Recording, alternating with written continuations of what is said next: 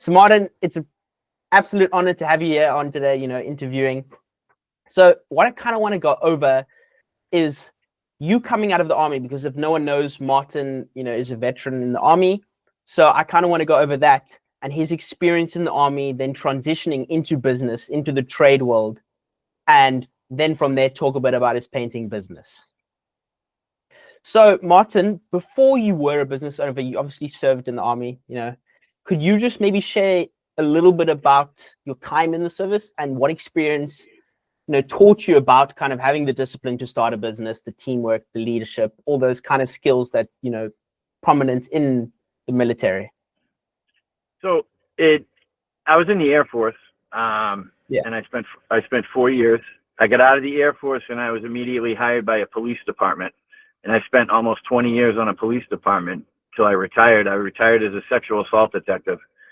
And I took a year off and I began building houses. And my good friend of mine in Boston owns Keller Williams, and he needed some painting done on some units before he put them on the market.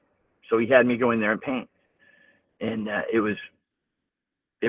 he kept giving me paint jobs, and it was a lot easier on my body than framing houses.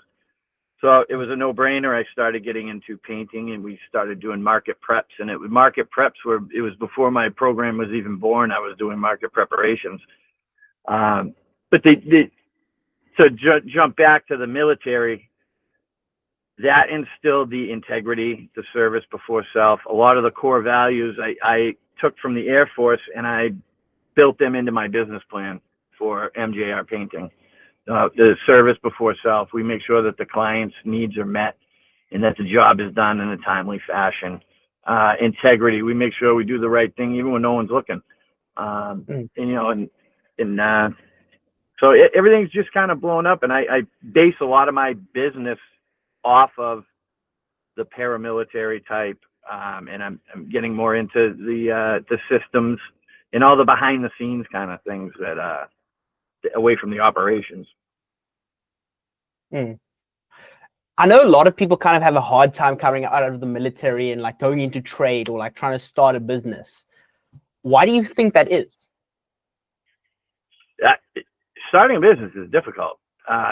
It's more than just getting a tax ID number, and I refer to a lot of these businesses that I see around Home Depot as, and a lot of my competitors is T-shirt contractors, where they just go get a bunch of T-shirts printed at their local print shop, and they get some business cards at their local Staples, and they're off and running, but they don't have the insurance. They don't have the training programs. They don't have a lot of different systems behind them that we do, such as a branded website.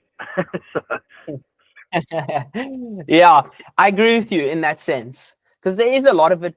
There's so many details when you start a business. Like you got to do your financials, you got to do, as you said, the books, you got to do the marketing, like you literally got to do all aspects of the business. So coming out of the military where you kind of just focused on, like, not too focused on too many things, I feel like it is just a little bit harder.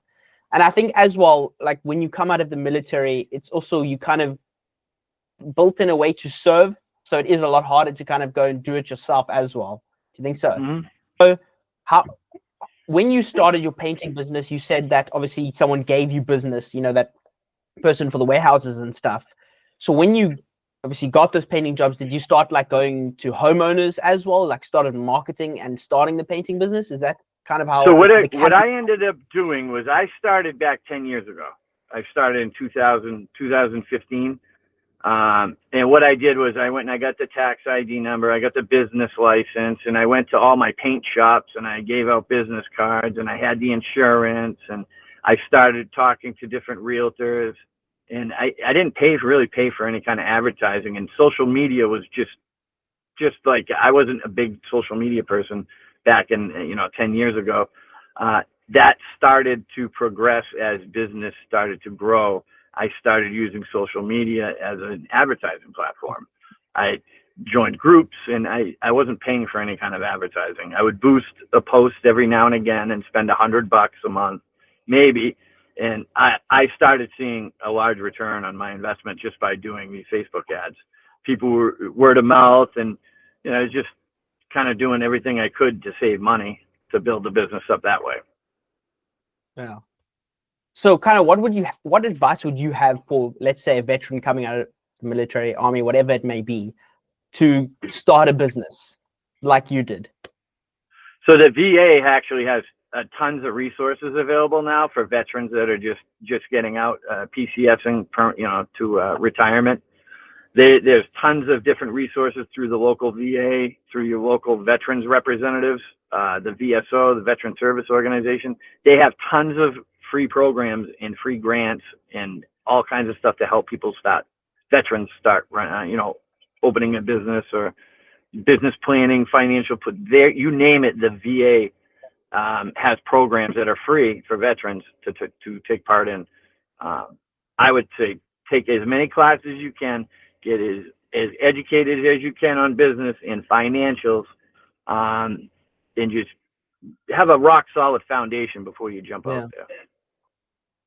That's badass. So you've been in business for 10 years now, right? Yes. Yeah, so 10 years. So out of those 10 years of business, has this year been the best year of business for you? So this right now has been the rock star year, no doubt. Every year prior, one year I cracked the 500,000 mark, and that was about 5 years ago. After that, it just I scaled things back due to help and my health, and I was hitting 300 last year. I did 365, I believe, and thus far this year, it's end of July, we've done just over 700,000. Wow, that is incredible. When you were at your 500K mark, did you have more people than you did like the previous years? Yes, I had a lot more help. It was a year before my father died. It was 2018. It was a great year. 2019, my father died. I ended up moving from where we were living back to my hometown, and we relocated the business. So we've had 3 different locations for MJR Painting, and we have a foothold in all these different locations. We've flourished everywhere we've went. Yeah. So if no one knows, obviously Martin has recently been blowing up in his area, his brand. But I'm just curious, Martin, because obviously we recently built you the website, the branded website. So it's been a couple of years that you've been at that 380, 60 mark. Why did you decide, okay, now I'm actually going to, do something about it, maybe just grow the business, get into marketing, that sort of thing? So I had a website before, and then I didn't pay the slip when it came in. So I had no idea, and I'm not tech savvy at all. So I did I had surgery last December, and I was on the shelf in January. Tanner Mullen, he did the drip jobs. He had a big painting expo online blast, and me and Stephanie, we attended the online, and there was a lot of great information. My health, I can't be humping ladders around the house and up and down 40-foot ladders. I can't do that anymore. I have, me and Stephanie have several children that we employ. We have three of our sons work now. We have a bunch of other different employees that we've hired throughout the year already. So it's, I did that painting expo, and then you reached out to me, and I had wanted to get my website back. It's very important to have a website, because I've had clients tell me in the past, oh, the only reason we went with you is because you had a website. And it was like just a landing page, a Google business landing page. That was all I had. And we met up with you. We had the phone call, and we put our trust in you, and you put your trust in us, and look at what's happened. This is exactly what we've both wanted. I blew up. Your website that you built for me blew up. Like, tell the viewers what results you've gotten from the website thus far. Thus far, 70% of my leads come through the website. A lot of the jobs that I've landed have initially come through the website, and now they're repeat clients, adding $100,000 remodel job. So this is like, people always comment about how great the website looks. Everyone. even employees are like, yeah, I want to work for you because you look like you have your shit together because your website is just so great. So it's it helps in more ways than one. Exactly. Is what most people, because most painting businesses, like, they're good at the trade, but the marketing is just it's so, like, no one does it, in especially the painting industry. So there's so much but opportunity to actually put yourself out there and differentiate yourself from your competitors, right? It's like creating a brand that not just homeowners, commercial, whatever it may be, but like you said, employees want to actually be a part of, because it looks like you're legit. You'll treat them right, and you've got yourself out there. Oh yeah. Because you told me that you went from two crew members to 19, and it's only been a couple of months. I mean, right. The growth is crazy. It's insane. But yeah. It's definitely insane how fast. Me and Stephanie were just talking the other day, and the phone never stops. It's always getting through drip jobs. We're getting, the follow-ups that come through the website and the integration you did. It's just phenomenal, and everything is just automatically followed up. We hired an office girl. She takes the cold leads now and gives them a call and makes sure that, if they're all set, then, we put them in a different file, and we just stay on top of things now. But it helps because everything's all in one place between our CRM and with everything with the website that you integrated. Everything, it's beautiful. Yeah. So what's been the biggest pain in your ass since you've obviously grown this much since we implemented the system? The help. So I have crew, I have operations, but now it's the back office kind of stuff. Hats that I'm wearing as the business owner. I'm still doing sales. I'm still doing a good portion of the marketing. I'm still doing a lot of the estimating. I'm still doing a lot of the financials. I mean, this is all me and Stephanie, and then we still work in the field occasionally doing cabinets. So it's just been trying to realign where I'm most valued. And right now it's going to be doing the behind the scenes business stuff and getting the jobs and keeping everything ahead of the game and rolling. And that's, the website just keeps filling up. So, yeah. And I know some people, like, they don't want to kind of grow this much because of the growing pains, and they kind of don't want to take on more responsibility. But in your sense, would you say it's worth it? It is. It is worth it. There are growing pains. There's some days I want to pull my hair out. We're learning as we go. I haven't been at this level before, and so I have a lot of people. I reach out to. I reach out to you. I reach out to. There's a couple other business mentors that I'm friends with on Facebook that we chat now and again, and they don't look for pennies from me. They don't look for. It's just kind of colleagues, kind of shooting things off of each other. What we can do to help each other. We're all in this together in the end. We all want to make money too, but if one's failing, what does that say about everyone else? So we got to pick each other up too. I agree with you completely. So, like, another painter, for example, starting to get into the painting business, right? Obviously 10 years ago, you wouldn't give him the same advice that you give him now. So what would you give a painter that wanted to start a painting business, in today's world?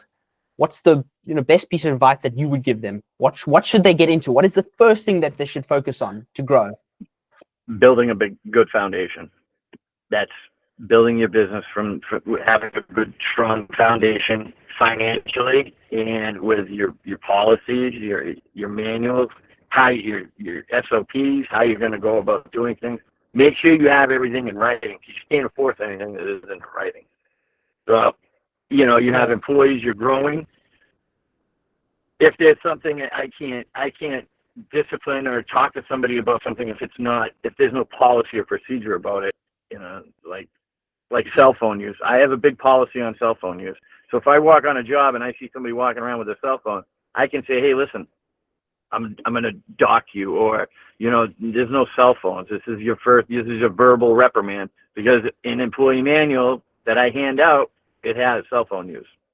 So yeah, stuff like that. It's just the little things can lead up to big things. So if you have everything set from the get-go on your job, in your craft, perfect your craft, make sure that you have everything is done the same way every time. That way there's no questions. Yeah.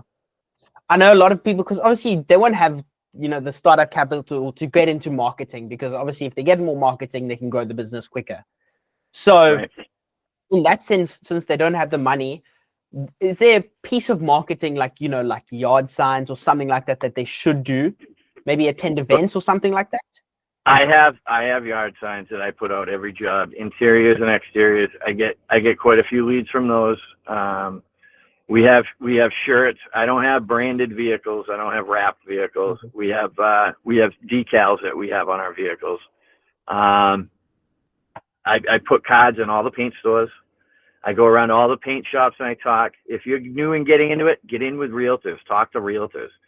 See about try to mimic my market prep in your area. Try to do stuff like that. Take stuff from other painters. Like, we don't have copyrights on any of this stuff. Like, it's all free. Like, we can do what we want to do to make money. I mean, I came up with the MJR market preparation program. I started doing it 10 years ago, and it's a big deal. You know about it. We worked on it together, putting it on the website. And this week I have 4 market prep programs going on. Wow, that's crazy. That's picked up. I went and did some talks to some real estate groups. They had me in doing their educational series, and I talked about the return on your investment, investing, a small amount, and being able to list your home at a value that's, $50,000 or $60,000 more than you would have, for spending, 5 to 10. So these are different things that you can sell people on, and it's everybody. Everybody owns a home, that you're targeting. People target homeowners that are looking to sell. Realtors, paint shops, it's there's a lot of resources out there now. So if you're not, like, people are like, oh, I'm hurting, I'm not getting jobs. I don't know why they're not getting jobs, because there's a lot of work out there. Yeah. It's about who can trust who online. It's literally simple as that. So many people will see the first person that they see online, and if they got a decent website or something, they will just pick that person simply because they can't be, they're busy as well. Right. But going back to what you said about, other people can copy me, the market preparation program. So another client that I'm working for, AM Painting, his name's Antonio. Basically, he also said that he kind of wants packages similar to you, basically. Obviously, he's in a completely different area, but it's kind of differentiating yourself, like you said, because you've got the market prep. If you just simple things like that, it doesn't even have to be crazy, No, and that's been a huge deal for me, is that market prep. It's been gigantic, and in my area right now, I have realtors that are calling me constantly. Hey, can you come look at this? Hey, can you come look at that? Yep, no problem. So it's all about that brand. Now, Martin, great. Now, Martin, so what's kind of next for MGR Painting? What's the goal 6 months from now, or maybe even 12 months, or 6 months?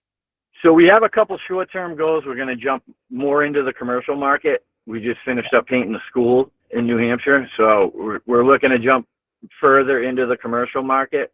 And we're also looking to, we've teamed with a high-end builder. So now we're offering a lot of high-end remodels, renovations, kitchen remodels, bathroom remodels, basement remodels. We're offering those through a childhood friend, actually, who lives in the same town, and he's a very talented builder, but he lacks manpower. So now we've teamed up, and kind of we're taking on a lot of great projects. Okay. And so the next 12 months, you're going to get more commercial. So why are you actually getting more into the commercial side as opposed to residential? How's the residential margin better? There's tons of residential, but there's a lot of money in commercial painting. Okay. There's a lot more of a return on your commercial painting than there is on your residential. Because I know a lot of people in the painting industry like commercial, residential, which one should I do? But also some people don't kind of have that financial kind of cash flow and to get the equipment and all that stuff for commercial, the manpower as well, which is why it could be, a really good thing to get into. Because I know some people obviously that are in commercial, like they don't want to deal with the residential because it's also more hand holding. It's not as much hand holding in something like commercial. Right. In residential, I hear it from a lot of other painting contractors in my area that they don't even want to deal with homeowners. They just want to deal with commercial people. Mm. So, They just want to do the business to and business. homeowners can be difficult to deal with, but that's why you're in business. I mean, you got to deal with the good, the bad, the ugly, and sometimes you have to eat crow and admit when you're wrong. I've had issues come up on job sites with these growing pains where we didn't have the outcome that we really wanted to get, and we've had to go back and make things correct, and I've had to own things as a business owner and said, hey, look, we dropped the ball, but this is what we're going to do, A, B, C, and D to make things right. And, I'm going out tomorrow Wednesday, I'm going out to clean up one of the other job sites that we just wrapped up, that there was a couple things that the homeowner noticed that I'm going to go back and make sure everything's taken care of, and, we go on from there. But accountability is huge. Yeah, no, I agree with you. And Martin, so I just want to ask an overall question here. So in today's day and age, if you were to start, obviously 10 years ago you started your painting business. If you had to start a business now, do you think you would get into the painting industry? Yeah, without a doubt. So you think it was just kind of meant to be, basically, just something you just good at?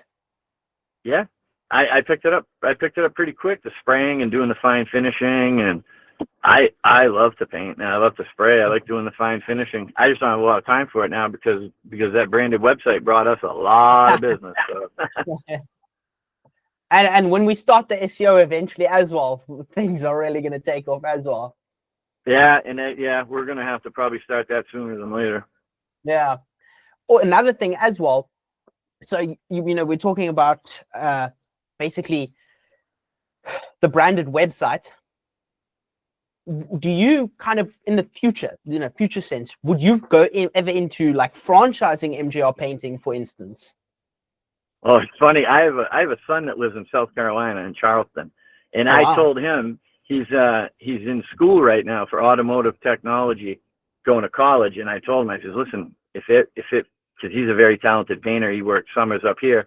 I said, listen, if everything doesn't work out, I said, you can always start an MJR Painting down in Charleston, and you can get your own crew. And he's like, you know what? That ain't a bad idea. I started laughing. I'm like, oh man, here we go. Create a monster. So, that would be pretty cool. Yeah, so we actually did think about that, because ultimately I want to retire down there to Charleston. So yeah, that in that area, me and Stephanie were looking at different places between Myrtle Beach and Charleston to kind of go down to the warmer weather when we get a little older.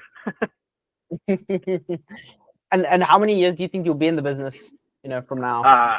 I want to be between 5 and 10 years. I want to be passing this off to the kids. Yeah. So you're kind of planning the exit now as well? Absolutely. It's already in the works. We have 9 children between me and Stephanie. We want to build a legacy to leave for these kids, that they can have something that it can sustain them all. They can all work, whether it be advertising, marketing, accounting, business. Like, we want to have like the Duck Dynasty of the painting world. So. No, I get you.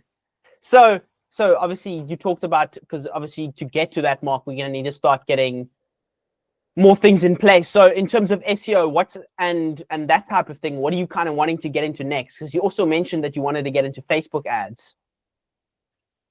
So I'm not really sure where the advertising is going to bring me next. We keep throwing up different Facebook ads. I keep blasting the website out all over Massachusetts and New Hampshire. That's a constant. The website's getting blasted out there. So we still get a lot from that. And I haven't done anything with the SEO or the Google or the LSA or any of that stuff. Nothing. I mean, have you thought, because obviously, a good idea to maybe you don't have to get into the local service ads or the Google ads, but maybe just doing just the SEO might be a good start as well, because then the brand is pretty fleshed out now. So now it's just about obviously ranking higher than those other businesses, because frankly, I think in your area, it's definitely plausible. Oh, absolutely. Yeah. We were just nominated for the best painting company in our area. Oh, wow. We were nominated for it. So I don't know how the voting ended up, but we got nominated at least. A lot of those that you can buy the votes. It's a marketing thing, so you can buy votes, but I don't really get into that. Wow. It was flattering to be nominated, though. Yeah, that's pretty badass. Have you ever been nominated? Yeah, a couple of years ago too. We were nominated. Okay, well, Martin, I think we can all take a thing from you growing your business over the past 10 years to where you are now. So hopefully the people watching obviously can get something out of this and apply it to their painting business, and maybe get some value out of it. And Martin, I really do appreciate you coming on here, talking a little bit about yourself and just talking with me. No, I appreciate it too, Will. I look forward to what's down in the future.